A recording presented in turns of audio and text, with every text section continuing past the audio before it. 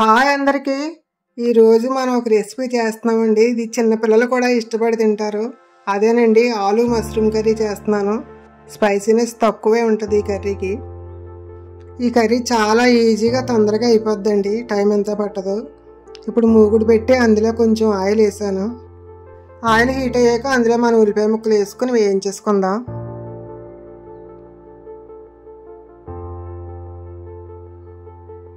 ఈ ఉల్లిపాయ కొంచెం వేగిన తర్వాత అల్లం వెల్లుల్లి తురుము వేసేసుకుందాం.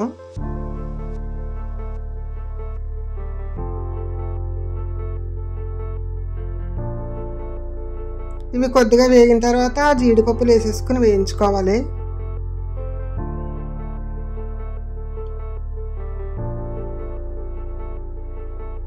ఇవి మూత పెట్టుకుని వేయించుకుందాం, తొందరగా వేగితాయి.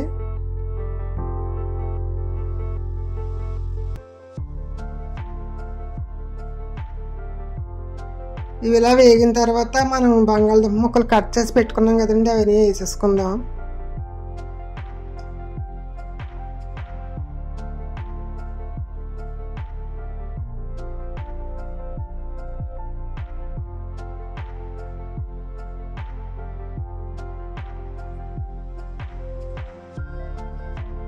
మధ్య మధ్యన కలుపుకోవాలండి.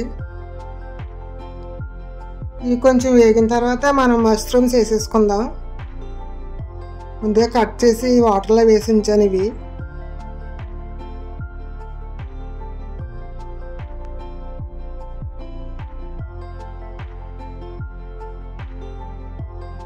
ఇందులోనే కొద్దిగా పసుపు,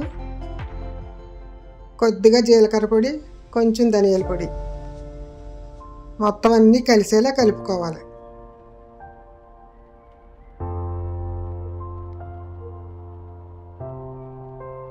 ఇవి కొంచెం వేగిన తర్వాత సాల్ట్ కూడా వేసేసుకుందాం, కర్రీ సరిపడా.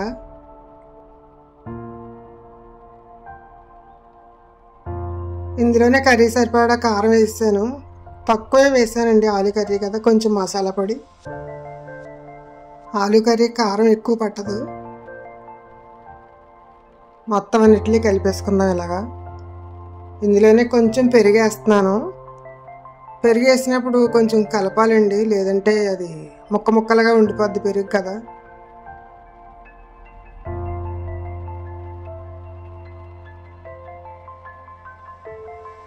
ఇలా కలిపిన తర్వాత మనం వాటర్ కర్రీ సరిపడా వేసేసుకుందాం.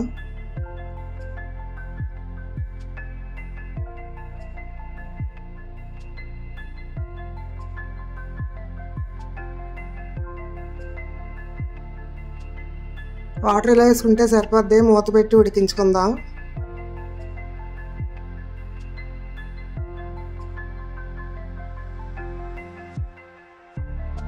కర్రీ ఉడికిపోయిందండి. ఇప్పుడు ఇందులోనే మనం కొత్తిమీర వేసేసుకుందాం.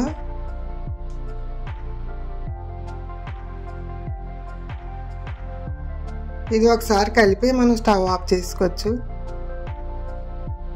ఇప్పుడు ఈ సర్వింగ్ బౌల్లో తీసేసుకుందాం.